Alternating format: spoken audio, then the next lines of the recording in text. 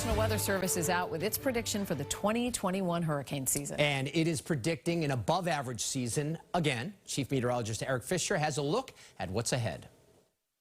We're known for our winter storms in New England, but even though they're much less frequent, hurricanes are arguably the #1 risk to property here, with the capacity to inflict huge amounts of damage in a short amount of time.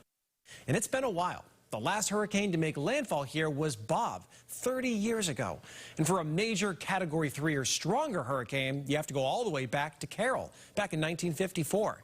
That said, even so-called weaker hurricanes or tropical storms can have a high impact, like Isaias in Connecticut last year. After 2020's record season with 30 named storms, what are the experts calling for this time around? One of the biggest overall factors is located not in the Atlantic, but the Pacific. Years with El Nino can produce high wind shear, which decrease the number of storms in our basin.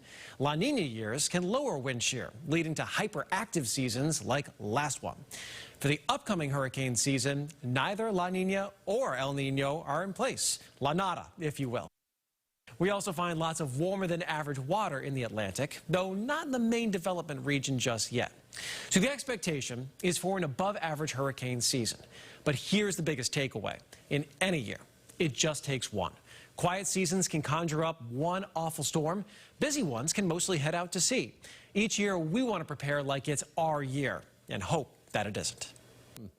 That is good advice. Eric, you mentioned it there. Experts calling for an above-average year again, but we're not looking at a repeat of last year, do you think, are we? I don't think it's going to be as busy as last year. If people remember back to what happened in the Atlantic last year, we went all the way through the alphabet quickly, and then we started plowing through the Greek alphabet. A lot of named storms, a record 30 of them, 13 hurricanes and 6 major hurricanes. It was a very, very busy season. The average, well, we've got about 14 of them, so we're about double our averages for it last time around. So the forecast from NOAA is 13 to 20, which is generally above average.